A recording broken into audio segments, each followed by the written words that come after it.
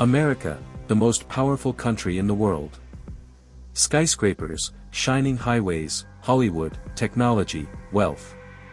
But behind these bright lights, there is another America, an America that breathes quietly in the dark.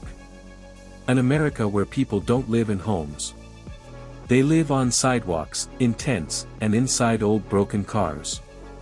This is the story of that invisible America. In the cold air of California, a mother tries to sleep while holding her child close. Cars rush past on the nearby road. But no one knows that inside that torn tent, this mother wakes up every morning wondering, how will I feed my child today? Far away in New York, there is another man, a former soldier. He once fought for his country. But today, he is fighting for his own life. His hands shiver as he holds a cup of coffee, and his mind circles around one question: where did my home go? Homelessness in America is not an accident. It is a slow-growing crack, spreading through the foundation of this nation for decades. Back in the 1960s and 70s, homelessness wasn't this common. But then factories shut down, jobs disappeared. And mental health institutions were closed.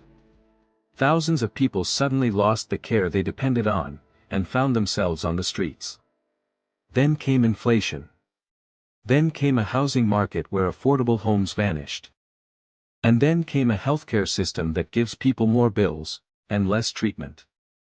In today's America, having a home is no longer guaranteed, it's a dream.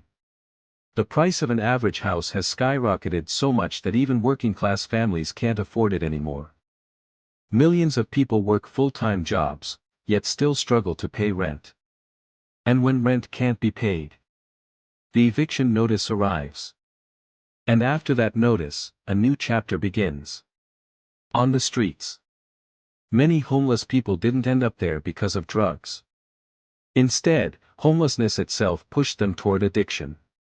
Many didn't start with mental illness, but the trauma of street life broke their mental health. Homelessness in America is not just the story of losing a home. It is the story of losing dignity. When a person asks for help and people look away, that's where the real damage begins. And yet, even inside these painful stories, there is still hope. Some cities build tiny homes, some open community shelters, some volunteers hand out food every single night. But such a massive crisis cannot be solved with small patches. The people sleeping on the sidewalks are not just victims of poverty, they are victims of a system that lets them fall. And then gives them no hand to rise again. More than 600,000 people in America are homeless. In some cities, the number of people sleeping on the streets is higher than the number of kids studying in local schools. But these numbers hide something deeper, the pain inside the stories no one hears. A mother's story, a soldier's story, a teenager's story who was thrown out of his home because his parents couldn't pay rent. Behind every homeless person, there is a broken family, a dream cut short, a struggle that no one chooses, it just happens to them. This documentary isn't just about homelessness. It is a question. A mirror. A reality that the world doesn't see, but America feels every single day.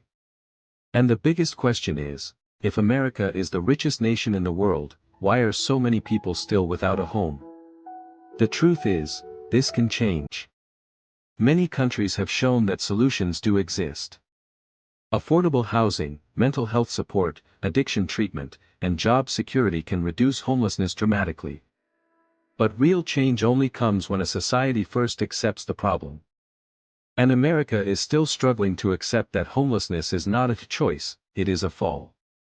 A fall that requires a helping hand, not judgment. This story asks questions.